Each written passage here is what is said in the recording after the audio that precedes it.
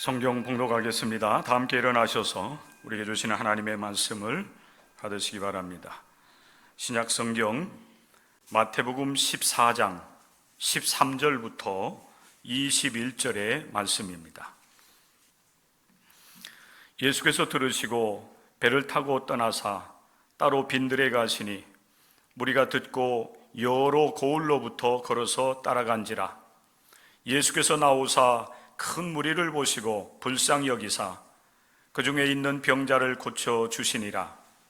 저녁이 되매 제자들이 나와 이르되 이곳은 빈들이요 때도 이미 저물었으니 무리를 보내어 마을에 들어가 먹을 것을 사 먹게 하소서. 예수께서 이르시되 갈 것 없다. 너희가 먹을 것을 주라. 제자들이 이르되 여기 우리에게 있는 것은 떡 5개와 물고기 2마리 뿐이니이다. 이르시되 그것을 내게 가져오라 하시고 무리를 명하여 잔디 위에 앉히시고 떡 5개와 물고기 2마리를 가지사 하늘을 우러러 축사하시고 떡을 떼어 제자들에게 주시매 제자들이 무리에게 주니 다 배불리 먹고 남은 조각을 12바구니에 차게 거두었으며 먹은 사람은 여자와 어린이 외에 5,000명이나 되었더라. 이는 살아계신 하나님의 말씀입니다. 아멘. 자리에 앉으시기 바랍니다. 자, 빈 그릇은 아무것도 채워지지 않은 그릇입니다. 물론 그릇은 뭔가를 채우기 위해서 만들어진 것이기 때문에 가능하면 많이 채워져 있는 것이 보기에도 좋고 또 그 쓰임에 맞는 것이라 생각이 됩니다. 그런데 여러분, 그 그릇이 비어 있다라고 하면은 그 빈 그릇을 보는 우리들의 마음속에는 여러 가지 생각이 들 수가 있습니다. 왜 이 그릇은 비어 있을까라고 하는 그런 생각을 하게 될 것이고, 빈 그릇은 쓸모가 없어 이런 생각을 할 수도 있을 겁니다. 채워져 있어야 되는데 비어 있기 때문에 또한 빈 그릇을 보면서 우리는 아쉬워할 수도 있을 것입니다. 또 어떤 사람은 이 그릇이 이제 깨끗하게 비워졌으니 여기에다가 내가 준비한 무엇인가를 좀 담았으면 좋겠다, 이런 생각을 하는 분들도 있을 것입니다. 오늘 우리가 함께 말씀을 나누고자 하는 이 마태복음 14장 13절 이하의 말씀에 보면은 우리 예수님께서 빈들에 가셔서 기적을 행하신 말씀이 기록이 되어 있습니다. 빈 그릇과 빈들, 공통점은 비어 있다는 것입니다. 바라는 것은 오늘 여러분들이 예배를 드리면서 세상 것으로 많이 채워져 있으면 사실 여러분 하나님의 것으로, 하나님의 말씀으로 채워질 길이 없습니다. 일단 여러분 하나님 앞에 나올 때는 여러분들의 연약함과 부족함을 고백하면서 이 자리에 함께 나와 예배 드릴 줄로 믿습니다. 여러분의 마음을 비우고 오늘 선포되는 하나님의 말씀 속에서 하나님의 말씀과 은혜로 풍성하게 채워지는 은혜를 여러분들이 누릴 수 있기를 바랍니다. 오병이의 기적이 여러분의 삶에도 그대로 이루어지는 삶이, 그런 하나님의 복이 임할 수 있기를 주님의 이름으로 간절히 축복합니다. 오늘 본문의 말씀은 세례 요한의 죽음과 밀접한 관계가 있습니다. 예수님께서 세례 요한이 헤롯에 의해서 붙잡혔다가 결국 죽임을 당했다라고 하는 소식을 듣게 된 것입니다. 그러면서 예수님께서 머무시던 곳에서 이제 배를 타고서 건너편으로 건너가시게 됐는데 그곳이 바로 빈들이었습니다. 예수님의 사역은 이 세례 요한의 사역과 굉장히 이렇게 관계가 되지요. 특별히 이 세례 요한은 예수님의 그 길을 준비하는 그런 역할을 했습니다. 마태복음 3장의 말씀에 보면은 세례 요한이 광야에서 사역하는 그런 모습을 우리에게 그려주고 있고, 그리고 세례 요한이 광야에서 외친 그 외침이 무엇이었는가를 우리에게 보여주고 있습니다. 광야에 외치는 자의 소리가 있어 이르되 너희는 주의 길을 준비하라. 그가 오실 길을 곧게 하라 하였느니라. 세례 요한의 사역에 대해서 이렇게 우리에게 소개를 해 주고 있습니다. 그 후 이제 세례 요한은 회개의 세례를 외치면서 세례를 베풀다가 결국 헤롯에 의해서 감옥에 갇히게 되고, 그 소식을 들은 예수님께서는 갈릴리로 일단 물러가십니다. 그리고 나사렛 동네를 떠나서 가버나움이라고 하는 곳에 가서 이제 잠시 사시게 되는데, 예수님의 사역은 이때부터 시작이 됩니다. 세례 요한으로부터 세례를 받으시고, 그리고 세례 요한이 잡혔다라고 하는 그런 소식을 들으면서 잠시 이렇게 물러가 계셨다가 이제 천국 복음을 전파하는 사역을 감당하시게 됩니다. 마태복음 4장에 기록이 되어 있습니다. 그리고 오늘 우리에게 주시는 말씀과 같이 그렇게 헤롯에게 감옥에 갇혔던 세례 요한이 결국 죽임을 당하게 되지요. 그 소식을 주님께서 이제 들으시면서 안타까움 속에서 이제 빈들로 이제 나아가시게 되는 것입니다. 세례 요한과 예수님의 그 사역은 아주 이렇게 밀접한 관계가 있기 때문에 세례 요한의 죽음에 대해서 예수님께서 굉장히 안타까워하셨을 겁니다. 그리고 이때가 이제 예수님의 제자들이 복음을 전하고 돌아와서 예수님께 이제 보고한 그런 때였기 때문에 예수님은 제자들과 함께 빈들로 나아가셔서 제자들과 함께 좀 쉼을 누리기를 원해서 여러 가지 이제 이유 때문에 그렇게 바다를 건너서 빈들로 나아가게 된 것입니다. 자, 여러분, 빈들이 어떤 곳입니까? 우리 기독교인들은 빈들 하면은 이제 성경적 관점에서 이제 이해를 하게 되고 거기에 따르는 이제 답을 하게 되는데, 빈들은 여러분 광야와 같은 곳입니다. 우리나라 사람들은 광야를 잘 알지 못합니다. 우리나라에 광야가 없기 때문에 그래요. 우리나라가 여러 면에 있어서 산도 많고, 그리고 어느 곳을 가든지 간에 물과 나무와 풀들이 무성하게 자라는 그런 복된 곳에서 우리가 살아갑니다. 그렇기 때문에 사막이나 광야를 이야기하면 사실 여러분들은 잘 이게 이해가 안 될 거예요. 그래도 우리가 이제 여러 매체를 통해서 사막이나 이제 광야를 우리가 보게 되는데, 그 사막은 사실 황량한 곳입니다. 나무나 풀이나 뭐 이런 물이 없는 그런 곳이지요. 그렇기 때문에 이 광야 사막과 같은 곳에는 사람들이 잘 살지는 않습니다.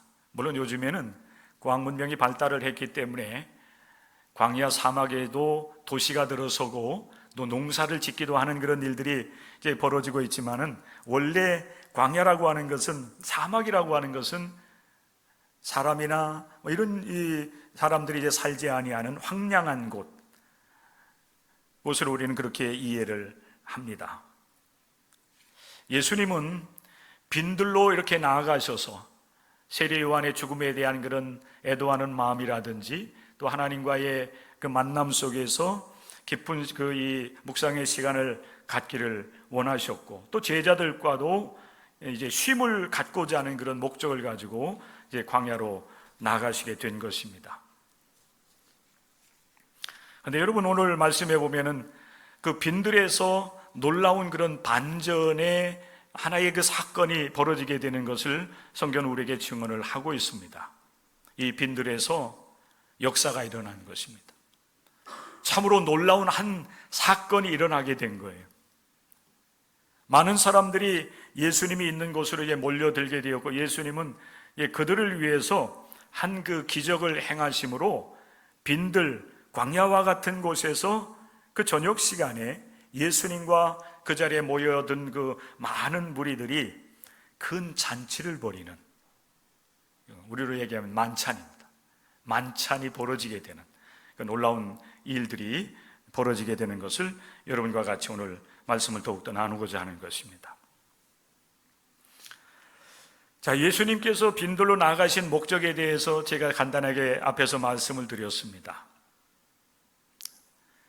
그래서 예수님께서 제자들과 함께 빈들로 나아가셨는데 예수님의 계획과는 전혀 다른 그런 현상이 나타나게 됩니다. 예수님이 배를 타고서 건너편으로 건너가셨음에도 불구하고 예수님의 일행을 많은 무리들이 뒤따라왔다는 거예요. 예수님의 일행은 배를 타고 건너갔지만은 이 무리들은 예수님께서 향하여 간 방향을 바라보면서 걸어서 예수님이 계신 그 빈들로 나온 것입니다. 하나님과의 깊은 묵상의 시간을 갖기를 원하셨고, 그리고 제자들과 쉼을 갖기를 원하였던 예수님의 계획과는 전혀 딴 그런 현상이 벌어지게 된 것입니다. 그럼에도 불구하고 우리 예수님께서는 큰 무리들이 예수님 당신께로 나오는 그런 모습을 보시면서 불쌍히 여기셨다 그랬어요. 목자는 목자 없는 양과 같이 이렇게 이리저리 방황하는 삶을 살아가고 있는 수많은 사람들을 바라보시면서 우리 주님께서 불쌍히 여기셨다라고 하는 것입니다. 자, 오늘 먼저 우리가 함께 묵상하고자 생각하고자 하는 말씀은 여러분이 불쌍히 여긴다고 하는 이 말의 의미입니다. 불쌍히 여긴다고 하는 이 말은 단순하게 감정적으로 이렇게 움직인다, 감정적으로 같이 슬퍼한다든지 감정적으로 아파하는 것으로 그치는 것이 아닙니다. 예수님께서 큰 무리를 바라보시면서 불쌍히 여기시는 것은 마음 깊은 곳에서부터 정말 불쌍히 여기는 마음이 올라오고, 그 불쌍히 여기는 마음으로 그 많은 무리들을 돌아보고 또 그들을 치유하고 그들에게 하나님의 말씀을 가르쳐서 온전하게 하는 이 일이 바로 불쌍히 여기는 것이라고 하는 사실을 여러분들이 기억할 수 있기를 바랍니다. 지금 여러분, 우리가 살아가고 있는 이 지구상은 굉장히 여러 가지 면에 있어서 많이 사실은 아파하고 있습니다.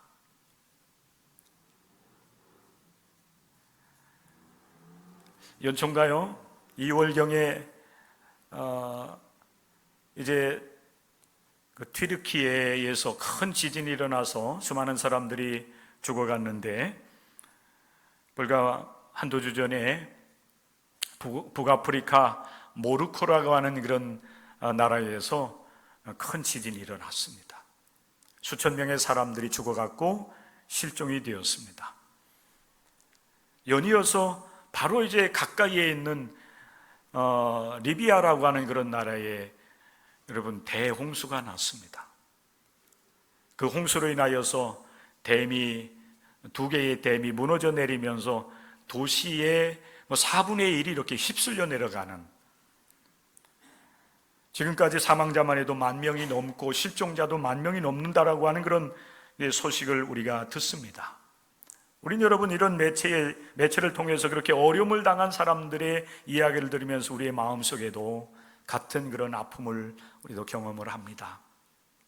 그런데 여러분, 우리가 정말 예수님처럼 그들을 불쌍히 여기고 있느냐 라고 했을 때는 사실 우리의 이 불쌍히 여김은 그런 소식을 들으면서 마음으로 아파하는 것, 거기에서 더 나가지 못합니다. 감정적으로 안 됐다, 어떡하지? 여기에 사실 머물러요. 그런 반면에 우리 주님께서 우리 인생들을 바라보실 때에 우리를 불쌍히 여기시는 그 불쌍히 여김은 그 감정을 넘어서서 그의 온 마음으로, 그의 온 몸으로 우리를 불쌍히 여기는 불쌍히 여김인 것입니다.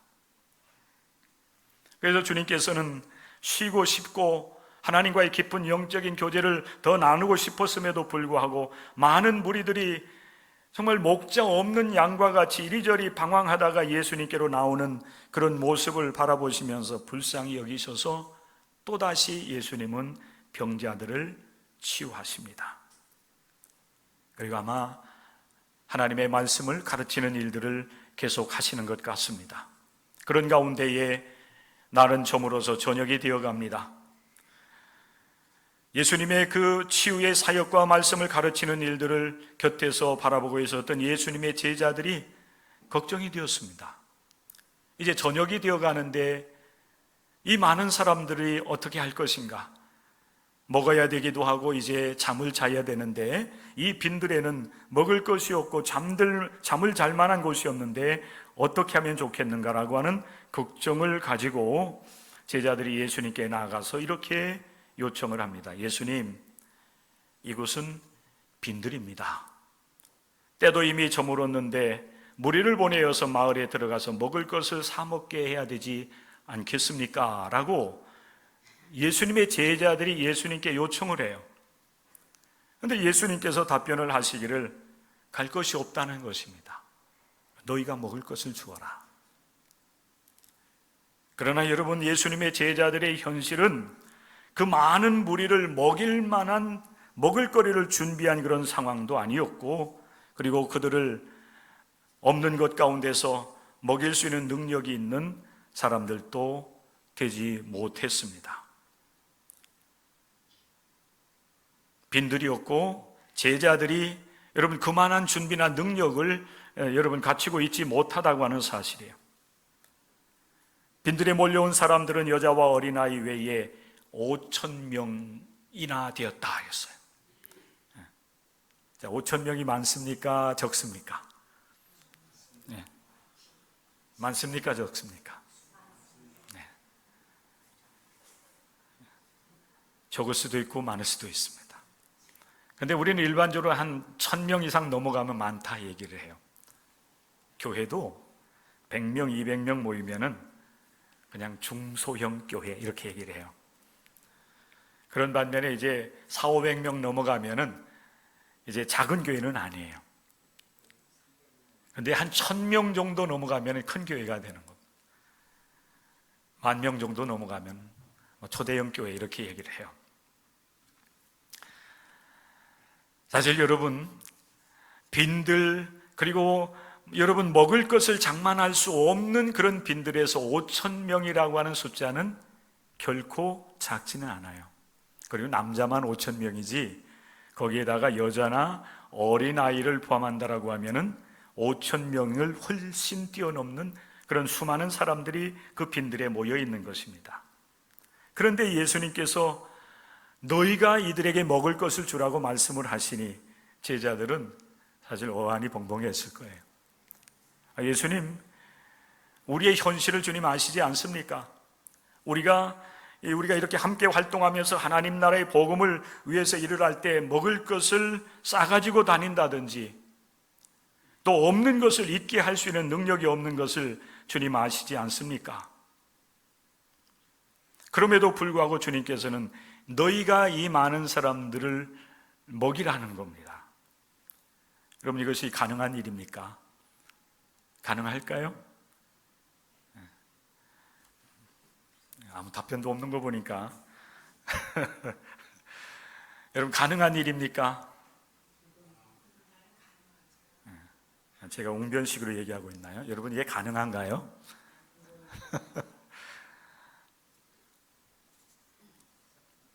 불가능한 일이죠. 준비도 안 되어 있을 뿐만 아니라 그런 능력도 없는 거예요.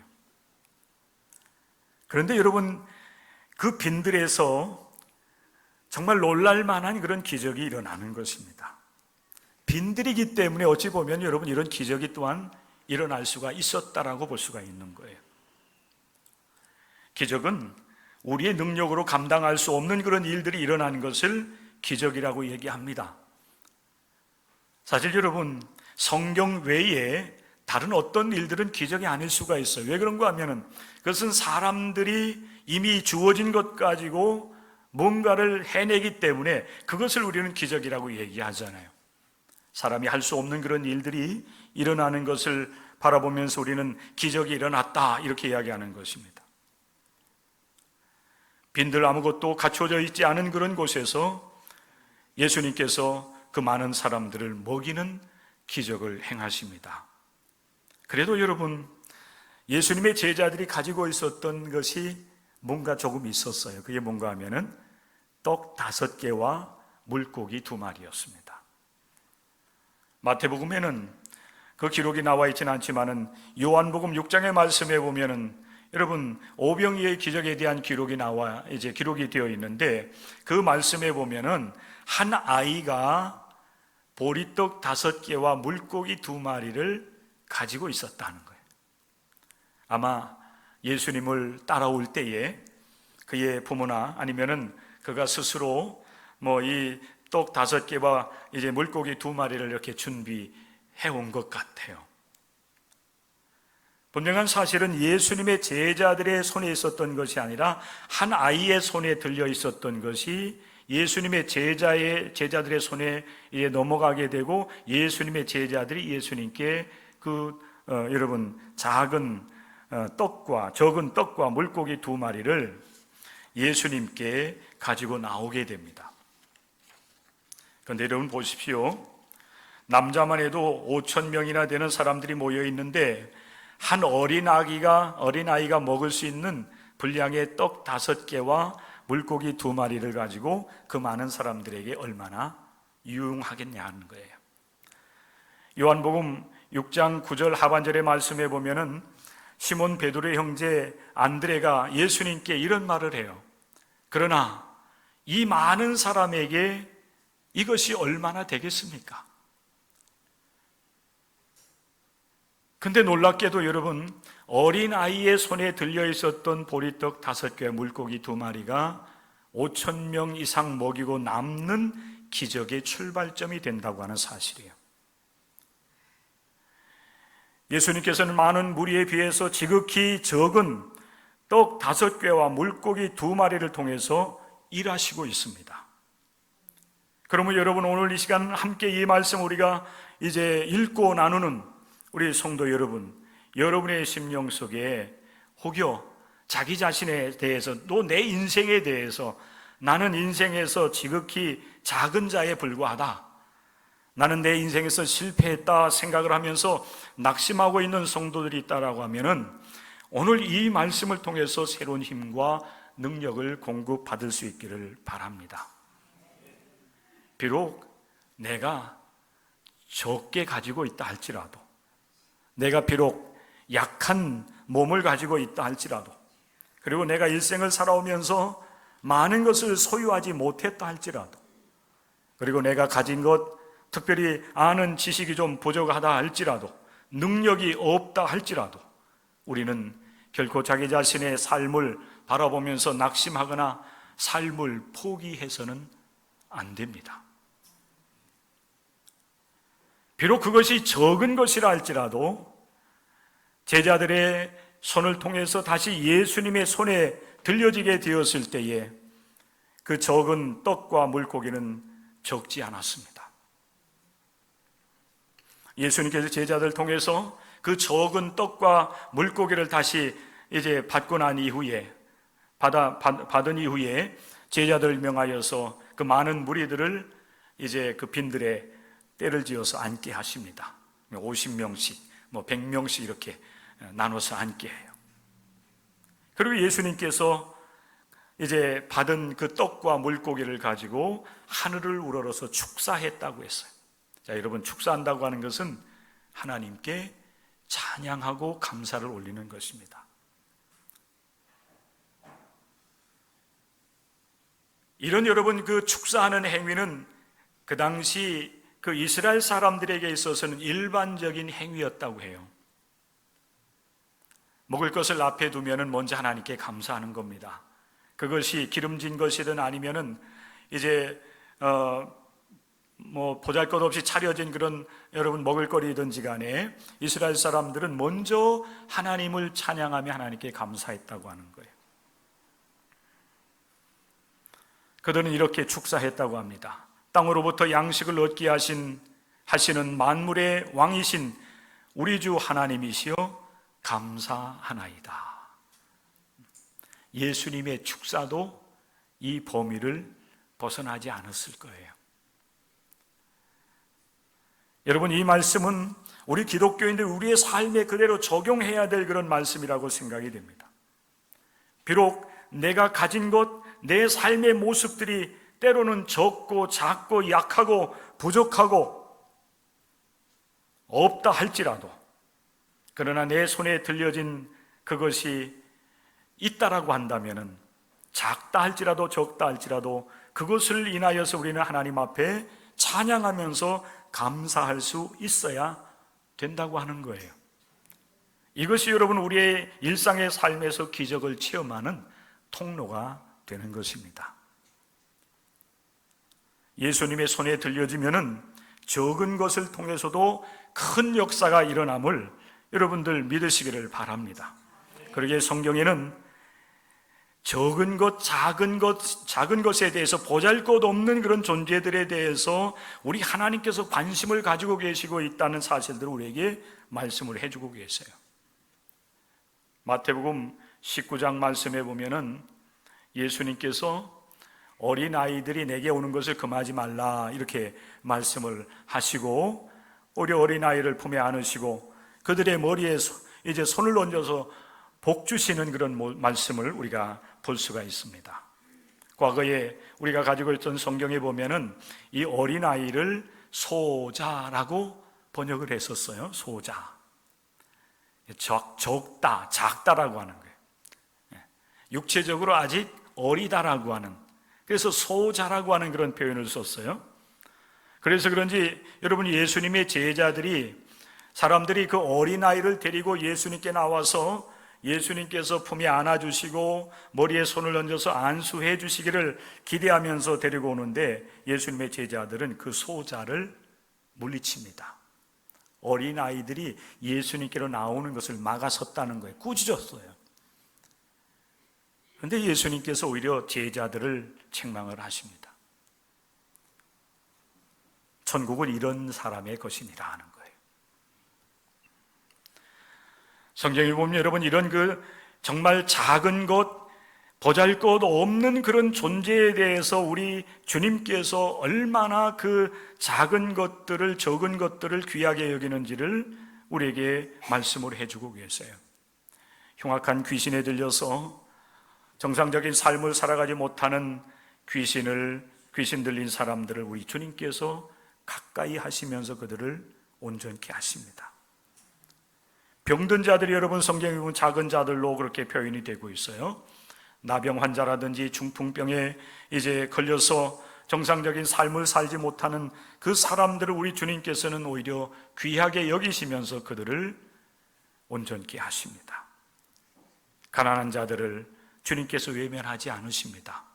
심지어는 그 당시 유대인들에 의해서 죄인으로 취급을 받았던 세리와 죄인들까지라도 가까이 하시면서 그들을 친구 삼으셨습니다. 떡과 물고기는 여러분, 이런 것들과 같이 여러분 적은 존재에 불과해요. 그러나 예수님의 손에 그것이 붙잡혔을 때, 예수님의 손에 그것이 들려졌을 때에 그 적은 떡과 물고기가 여러분 많은 사람을 먹이고도 남기는 역사를 이룬다고 하는 사실을 여러분들이 기억할 수 있기를 바랍니다. 빈들에서의 작은 여러분 것을 통한 기적은 이렇게 일어나고 있어요.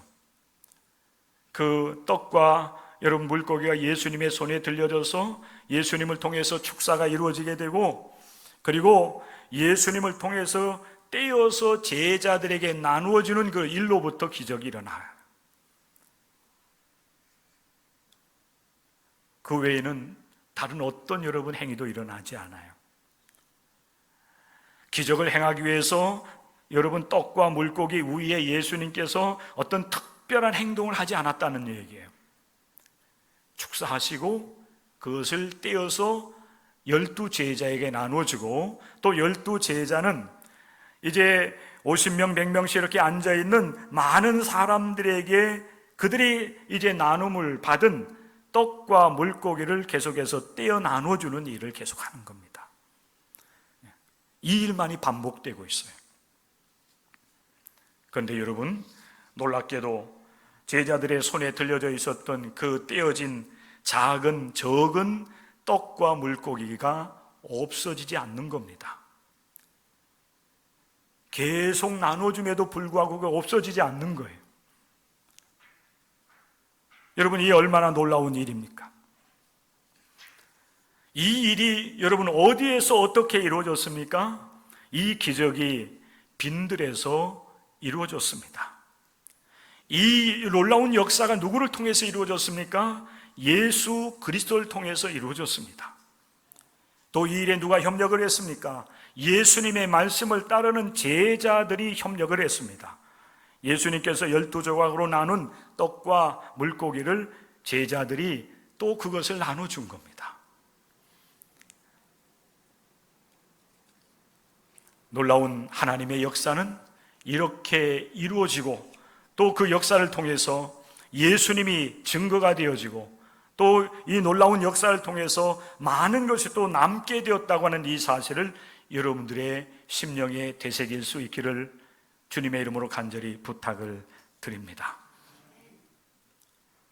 작은 것, 보잘것없는 인생들이라 할지라도 주님 안에 있으면, 주님의 그 능력에 여러분들이 붙잡히고 주님의 그 능력에 사로잡힐 때에 우리들도 주님 안에서 큰 은혜를 경험하고 큰 능력을 체험하면서 하나님 앞에 온전히 사는 인생이 될 수가 있습니다.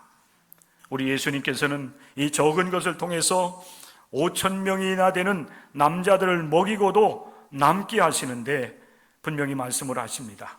그 남은 조각을 거두어 드리라는 것입니다.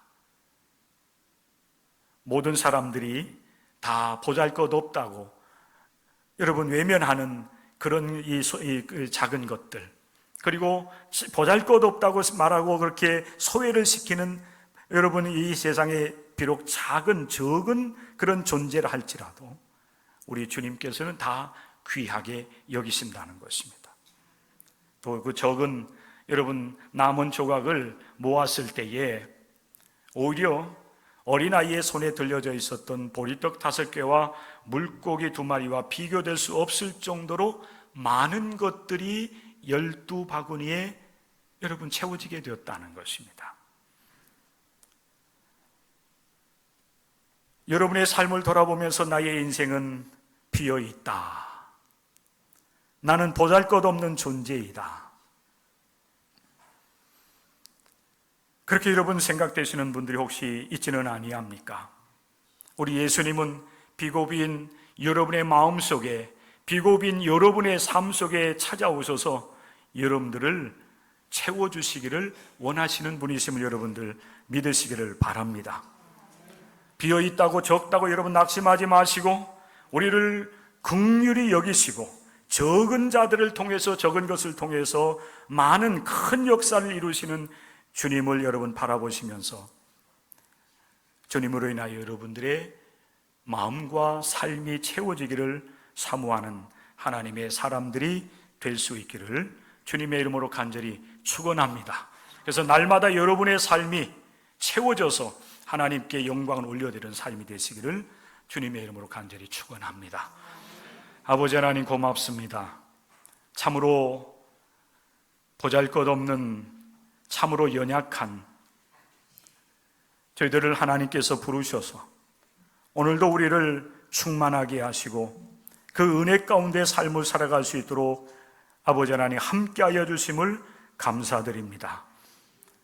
어린아이의 손에 들려 있었던 적은 떡과 물고기가 많은 사람들을 먹이고도 남는 역사를 이루셨던 아버지 하나님 귀한 말씀을 통하여 우리 자신을 돌아보며 또 하나님 안에 있는 우리를 아버지 하나님 새롭게 세워나갈 수 있는 귀한 아버지 하나님 은혜를 우리에게 허락하여 주심을 감사드립니다.